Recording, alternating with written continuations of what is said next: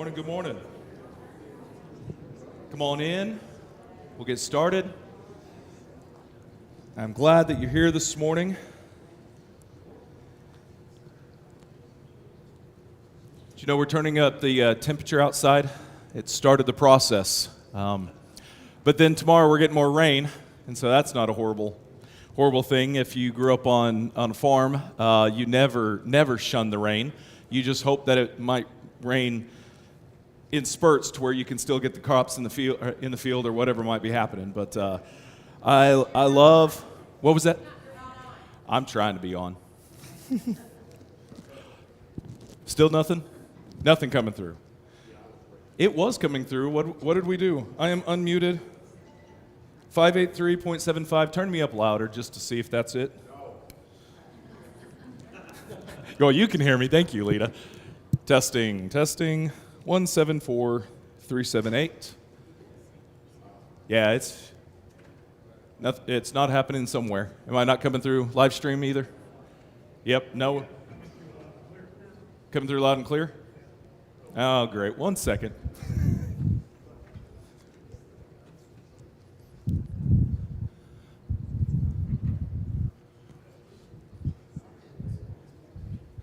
It's going somewhere.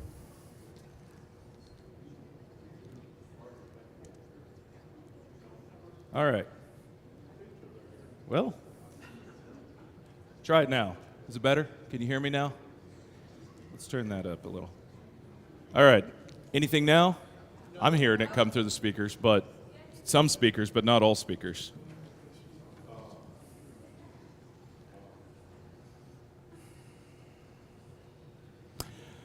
Oh, dear.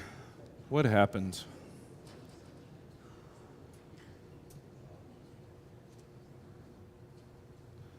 All right, so stereo.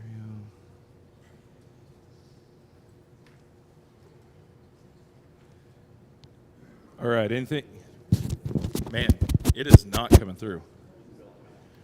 Yeah, there's something.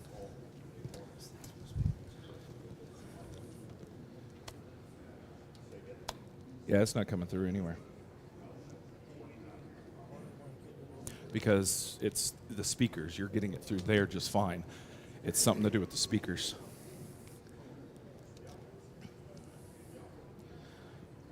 All right, hang on. Anything? No, still nothing.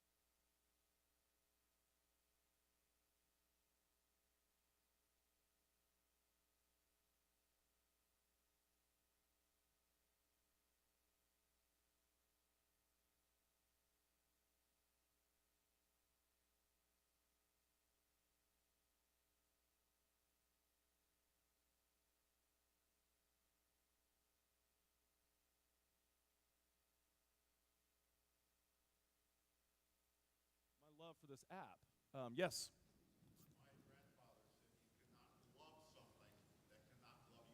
All right, so some definitions, love needs to be reciprocal. You can't love something that can't love you back. Okay, definitely part there. What else? So people describe love as being more than a feeling? Well, I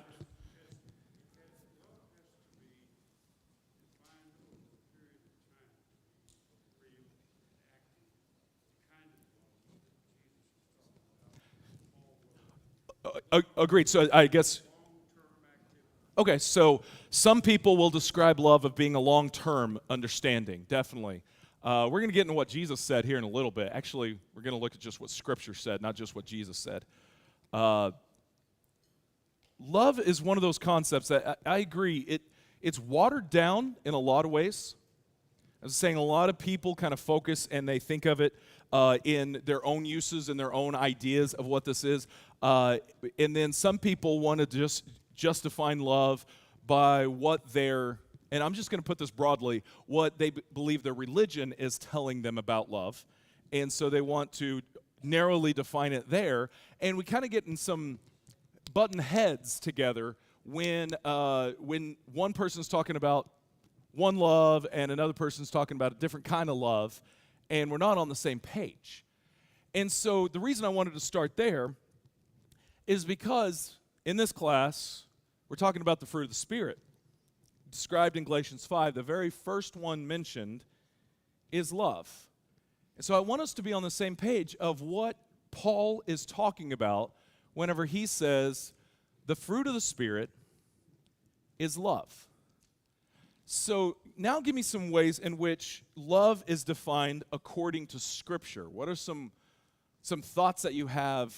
It doesn't have to be book, chapter, verse, but what are your understandings about how love is described in Scripture? Okay, patient. Something that nurtures and you nurture and grow. Okay, God. We see that as a description, an understanding of love, is that God is love. 1 John's really big into that. What else? Well, 1 Corinthians 13, he goes through all the descriptions of what love really is. And it's the agape love. And the interesting thing about agape, it was not a common word to use it as a noun in the Greek language at the time of Christ. And that word was kind of brought to life by the writers of the New Testament as opposed to the other words that we use for love. So its understanding had to be described by Paul in 1 Corinthians 13 to bring it to life what it really meant. All right, so 1 Corinthians 13, focusing especially in on that agape love. Not the only love described in Scripture, by the way, and not the only kind of love that is warranted in Scripture. We focus a lot on this because I think it's important for us to understand and focus, but whenever I say, what does Scripture talk about love, it actually talks more than just agape as being desirable and what we should be doing. It talks about 3 of the 4 Greek words for love consistently, and all of them have their place. All of them. Because God is love. So I wrote this for my kind of overview of what Scripture says. In Scripture, we see that love is acknowledged as a deep feeling of connectedness and affection. We also see love is often described as a way that one person treats another. Brotherly love is defined as the ability to welcome one another into the home and into your life. The prophets would call Israel to love one another through fair treatment, caring for the needy, and a sense of justice. Paul would describe in 1 Corinthians 13, he would describe love by the way that we are patient, kind, forgiving, polite, etc., etc. Jesus in John 15:13 says that the greatest love is, do you remember? To lay down one's life for one's friends. So the point seems to be love is more than just a feeling, right? In Scripture, it seems that love is more than just a feeling. Maybe love is an action. We're going to get a little bit further into this, add another word that it could be at the end. But love is an action. To help us understand this fruit and how it should be evident in our lives, we're going to look at the story of Ruth.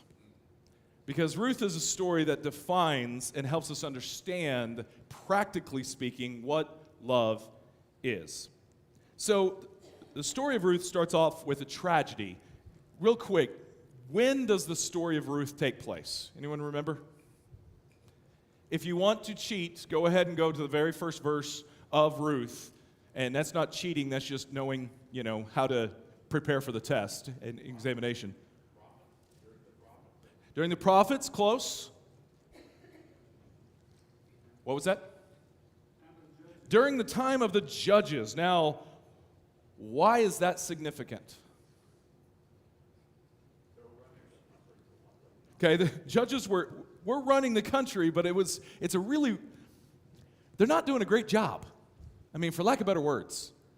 Judges are kind of regional things that are happening throughout Israel.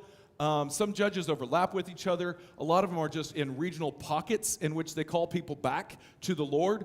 But there is a key line that keeps on happening in the book of Judges. Does anyone know what that line is? Everyone did what was right in their own eyes. Kind of sounds like our time as well, right? So we can relate to the time of the judges, that everyone was doing what was right in their own eyes. And in the story of Ruth, this takes smack dab in the middle of people trying to define what is right in their own eyes. So one family at the start of the book of Ruth. One family leaves Israel when times get hard. There's a famine, there's a drought going on, and there's this indication that they're not just leaving the promised land, they are leaving God. They're turning their back on everything to go to a different land. They are walking away from God. So, in Ruth 1:3, is Chris back there? Can you click to the next slide? Or at least make it to where my clicker will work. Nothing. Okay, Ruth 1:3-5.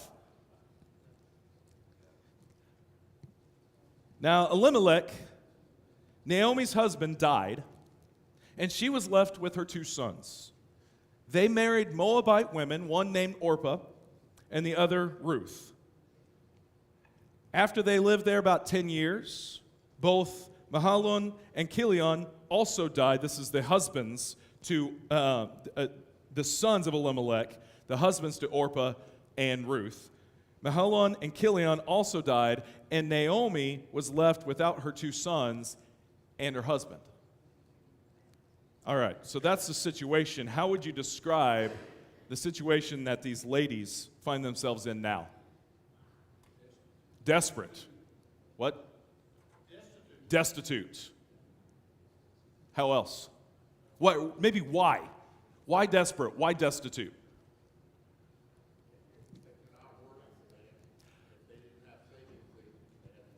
Okay, can't really work in that society as a female. If they didn't have any kind of savings, they're hopeless, right? And it is not 1, but 3 that are part of this family unit. The next verses then begin to describe then Naomi hears that the drought is done in Israel, and so she's going to go back home. She's planning, her daughters-in-law are planning on joining her. So you've got Orpah and Ruth planning to go. They're all packing up together. And hey, there we go. Thank you for getting that up on the screen. So they're planning on going together. And Naomi looks at her daughters-in-law and says, you know what? I don't know what I'm getting back into, but I know that it's you. I'm going back to my people. You should just go home to your people. It is better for us to be separate so that we can maybe fend for ourselves rather than trying to do this all together, because it's not much better in my homeland. Remember, this is the time of the judges. People weren't doing what God desired. And so Orpah does just that. She heads out. She heads back to her home. But Ruth clings to Naomi, and in her statement, she gives 5 pictures really quick pictures of how love acts. We're going to spend the rest of our time looking at these 5 pictures. Here's what she says. But Ruth replies, "Don't urge me to leave you or to turn back from you. Where you go, I will go, and where you stay, I will stay. Your people will be my people, and your God, my God. Where you die, I will die, and there I will be buried. May the Lord deal with me, be it ever so severely, if even death separates you and me." Powerful, powerful statement. So let's break this down piece by piece. The first thing she says is, "Where you go, I will go." What does that mean as defined by love? Where you go, I will go. How is this an action of love?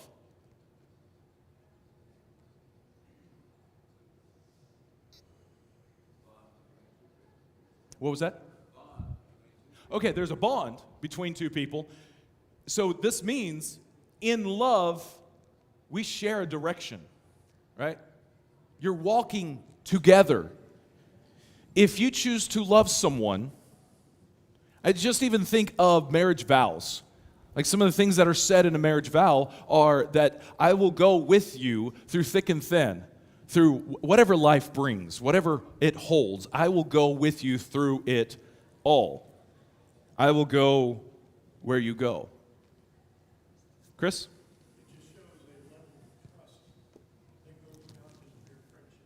Okay, so there's a trust that is involved here.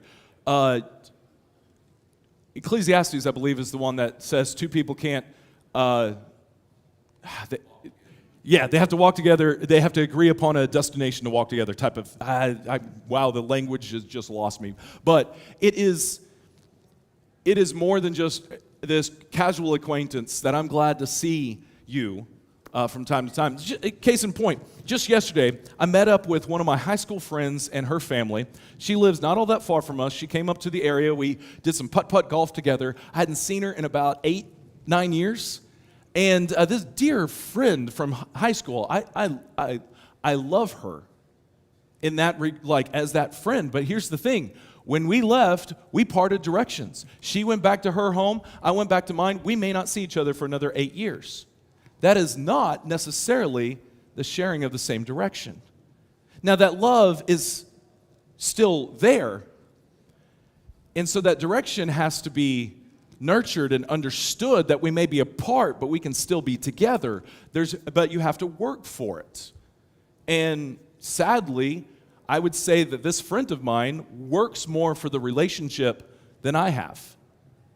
She has defined to me what love is better than I have showed her. And that's to my detriment. But we learn as we go. There is a warning involved within this picture. I will go where you go. Sometimes we move in love that does not lead us to God. So in other words, I choose to love someone and I walk with them and it happens to be away from God. That is how love can work. Love should work that we're walking to the common destination of God. That's how it should work, a shared direction to God. All right, so where you go, I will go. Let's look at the next statement. Where you stay, I will stay. Now, what does this mean about love? All right, so this idea of a closeness. And it doesn't have to be physical closeness. There is a connection that is stronger than being physically close that's happening here. But what else does that mean? Where you stay, I will stay. Confidence in doing the right thing. Commitment. I like that word. That is a great one in this. Commitment. Devotion. So it's not just a shared direction that, hey, we're heading this way, and eventually we'll get to the place that we need to be, and I'll meet you there. Actually, what part of it is saying, we're heading this direction, and we're going together. It's a shared life. Where you stay, I will stay. When we choose to love someone, we choose to be in their life, even when that life gets messy. Neil?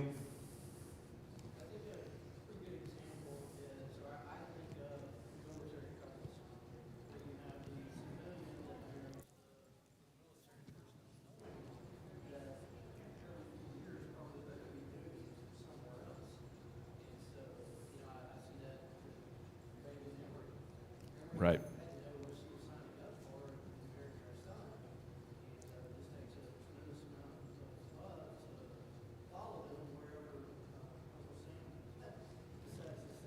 So if you missed that with Neil, we can see this with military couples. You can see this with other professions that are more transient in nature, is that when you willingly marry into that, what you are doing is saying, where you go, I'm going to go. And when we stay, I'm going to stay. And even for the military aspect, when you go, but I have to stay, I will still be here. There is that component of where you stay, I will stay. I will be there. It's easy to walk out when things get hard, but love as an action demands that we stick it out. Where you stay, I will stay. Let's continue on, and then we can talk broader about all of these if we want. The next one, your people will be my people. Now, what does that mean? Your people will be my people. Okay, it's the your way of life idea, definitely. So how many of you, if you're married, how many of you had a discussion, a conflict the first time that you had some sort of family gathering around the holidays about what traditions you're going to follow? Did anyone else have, you may have forgotten some of that, you may have dealt with it so long ago, but you realize that you grew up with certain kinds of traditions about the holidays in specific that you just assume everyone else does. And then you get married and you realize you married into a really weird family because they don't do the same traditions. And then a few years go by and you realize, actually, my family is the weird family for doing the traditions that we did. The thing is, there's a level in which all of us have experienced this idea of saying, you know, we have very different ideas and backgrounds about what this means to walk in this, and where are we going to land?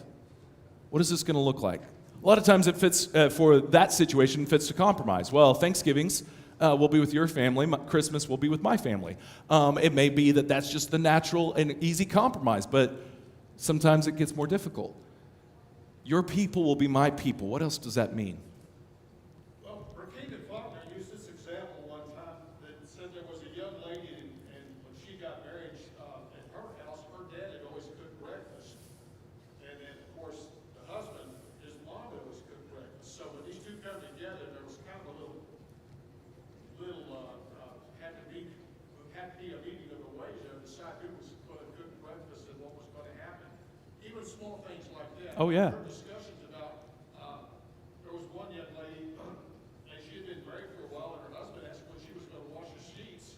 And apparently, her mom only washed sheets once a month.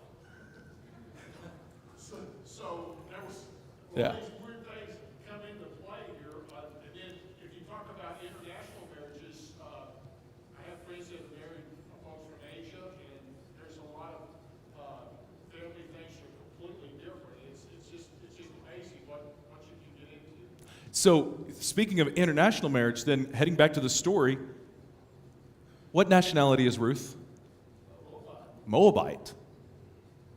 When she says, your people will be my people, what is she saying? What was that? Yes. I am willingly making a choice to change my identity, my people group. Huge cultural difference. Huge cultural difference. So yeah, she's saying in this moment, I love you, Naomi, so much so that I'm willing to walk away from my people in order to be with you. All right. I don't want to make this a blanket statement that this is this is marriage counseling 101, is that, that you need to do this for the other. What she is doing is she has recognized that her people are not godly.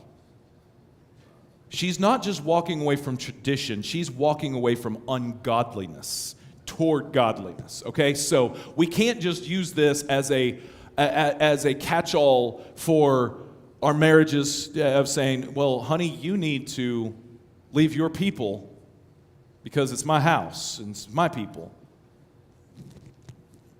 no, there's more to it in that. And really, if we want to dive further into that, Ephesians hits really strong into that kind of language and what it means to submit to one another. Yes, ma'am.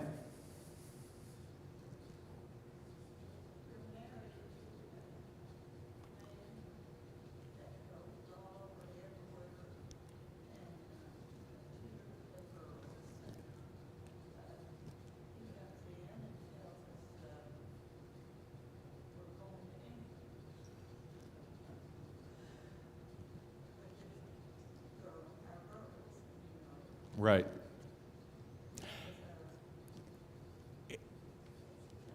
Yeah, and that's the thing. What we're saying is love is difficult. Love is tough, and it is an action that proves itself over and over. The next one that Ruth says is, your God will be my God. This is the clearer definition of your people will be my people. Your God will be my God. What does that mean? Yes, sir. The way I say this about Ruth is that Naomi had doubts whether, she ever, of her commitment. And all this that she's telling her is ensuring her that, I am committed to you. And that, that I give up all that I have and I'm going to learn your way because I am that committed to you. I like that. It's a full commitment idea. Yeah. And so it trying to convince Naomi that, this is how serious I am. Yeah, definitely. So each one of these ways is showing that this is how serious I am. Each one has a different understanding of love, though, within it. So I think with this one, your God will be my God, what she is saying is not just I'm changing religions. She's saying the authority that you put yourself under, I'm going to put myself under as well. We're going to have a shared authority.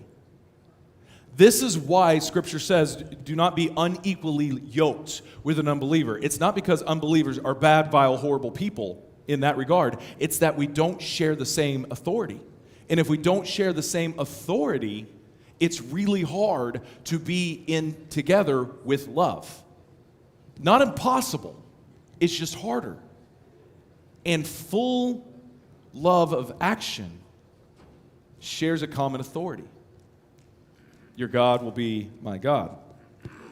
The last one that she says, and then we can talk about all of them together. Where you die, I will die. What is this saying about love? Together forever. Love never ends. In fact, how did Ruth say that there?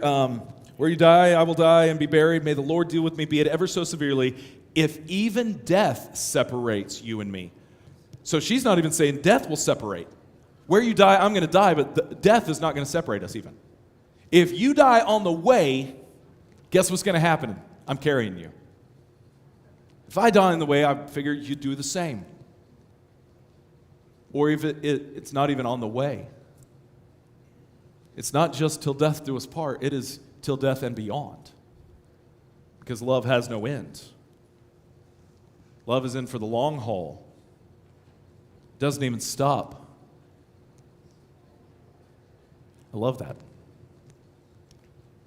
All right, so 5 ideas here. Where you go, I will go. Where you stay, I will stay. Your people will be my people. Your God, my God. I will die where you die. Or another way of looking at this, love is about a shared direction. It's about shared life. It's about shared identity. It's about shared authority. And it's about a shared future. All of these things are what is defining love. So now, I want to look at one other aspect in the last 5 minutes of class. Ruth to Naomi said these words, but these weren't just words. She followed through with every one of them. She acted upon them. And the story of Ruth is a beautiful story because you keep on following it and you see her actually live out all 5 of these acts of love in the rest of the chapters. And not just to Naomi, but to the family that she is now part of. So much so that, why is Ruth a significant part of the Jesus story? Anyone remember?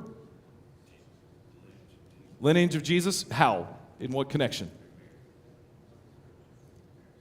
Boaz was the son of Salmon, the husband of Rahab. Okay, so there's one aspect. She married Boaz She's David's great-grandma. and David's great-grandmother, King David, which that is hugely significant. That's part of the reason the Jews love this story, is because it's about the seed of love and definition and understanding that would then be emulated in the life of the king in which the Messiah's promise would come. How cool is that? Love is an action. But whenever we dive further into, especially Paul's understanding, Paul's definition of love, he uses the word agape more often than anything. Love is not simply an emotion, although it is.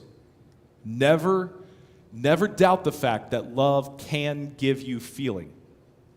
Love is a feeling. Strong love is definitely a feeling. Okay? Love is more than a feeling, though. Love is an action. But adding one more thing to it that I think agape tells us, love is a decision. Love is a decision. So what does that mean?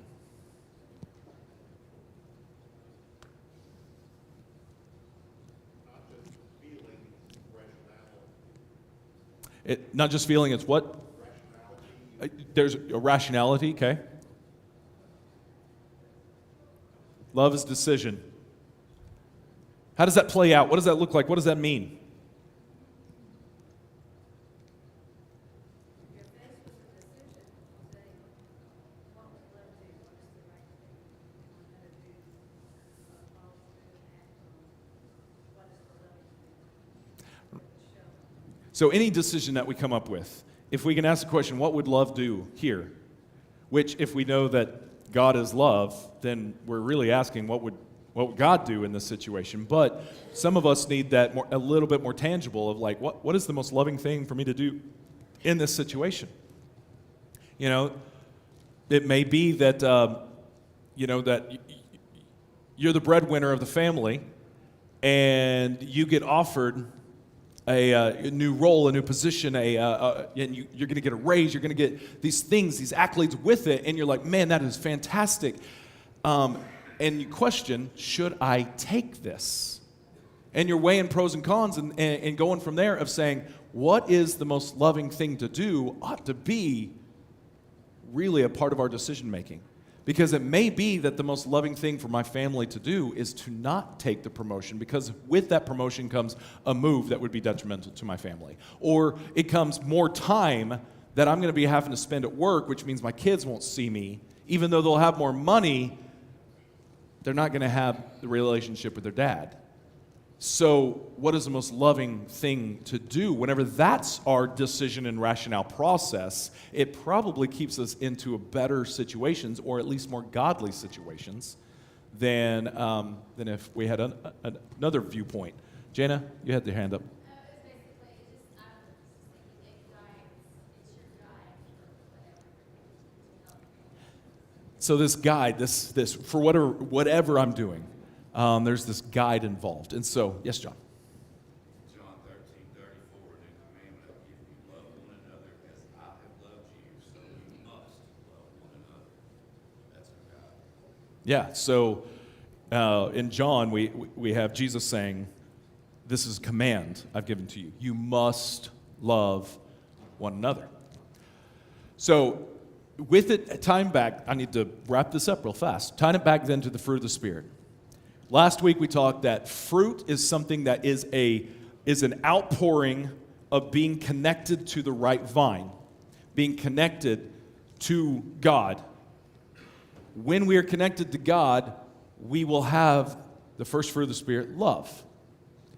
And it is a connection, and it is an outflowing of a connection we've made. And so in some ways, it's almost natural.